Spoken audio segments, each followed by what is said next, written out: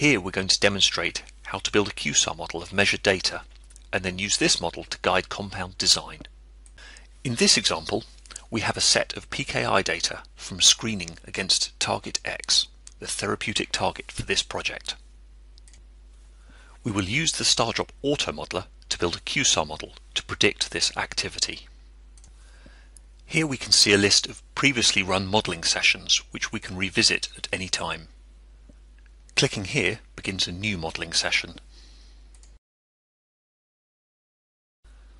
First, we will give the model a name for future reference. Continuous or category models can be built. In this case, we will create a continuous model that will produce a numerical prediction of the affinity. The full dataset will be split into 3 sets: training, validation, and test. This can be done automatically, or expert users can specify their own splits.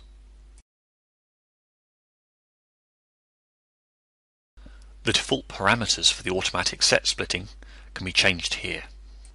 In a similar way, the parameters for pre-filtering descriptors can also be changed. StarDrop provides a library of 1D, 2D, and whole molecule descriptors. However, users can also specify their own as imported data or as smarts definitions. The auto modeler will automatically apply a range of techniques to each modelling problem and select the best. Partial least squares, or PLS, is a robust technique for building linear models. Radial basis functions are a proprietary technique for non-linear modelling. Gaussian processes is an advanced machine learning technique for building non-linear models. A variety of Gaussian process-based techniques are available, but in this demonstration we will just use a couple of them. When the modelling session begins, its progress is displayed here.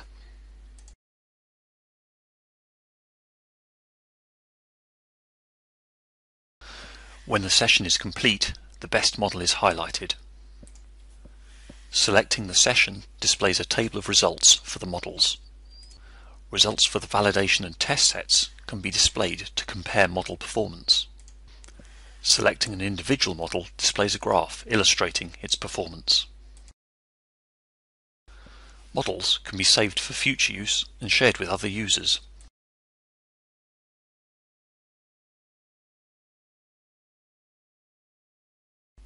Once saved, the new model appears in the list of available models within StarDrop. We will now load a new compound set for which affinity data have been generated to test the model. The experimentally measured affinity is in this column.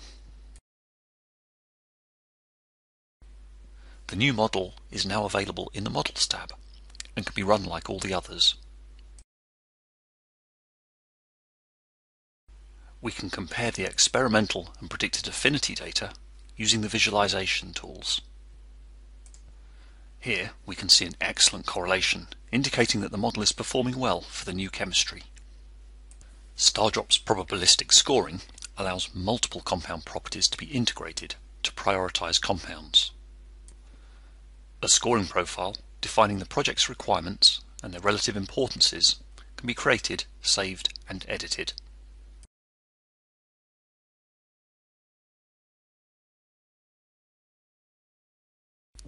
In this case, we are using a scoring profile for an orally bioavailable potent molecule for a non-CNS target.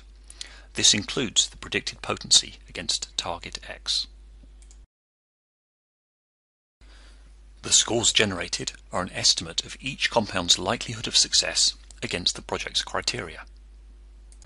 Sorting by the score identifies the best compounds in this set. This compound has the best balance of properties, but has a relatively low affinity for target X, as indicated by the bright green bar. Conversely, the compound in row 3 has a much better target X affinity, but a low chance of success due to a poor balance of ADME properties. The compound in row 2 looks interesting, as it has the best balance of ADME properties, but poor potency. So we're going to take a closer look at this compound.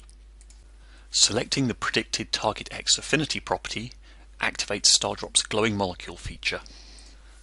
A red glow indicates a region that has significant positive influence on the property, in this case affinity for target X.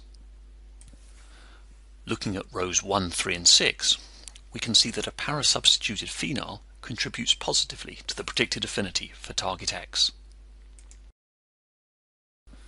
We can test the effect of a similar substitution on the molecule in row 2. As the molecule is edited, all of the ADME QSAR predictions and scores are updated in real time so that the effects of these changes can be monitored. We can see that the new analogue is predicted to have a significantly higher affinity while retaining a good balance of ADME properties. The new analogue can now be added to the dataset for comparison with the other molecules. We can see that it is predicted to have a significantly higher chance of success than our previous best molecule. In summary, we have built a QSAR model of target activity and used this, combined with StarDrop's glowing molecule visualization, to guide the design of a new compound predicted to have a better balance of potency and ADME properties.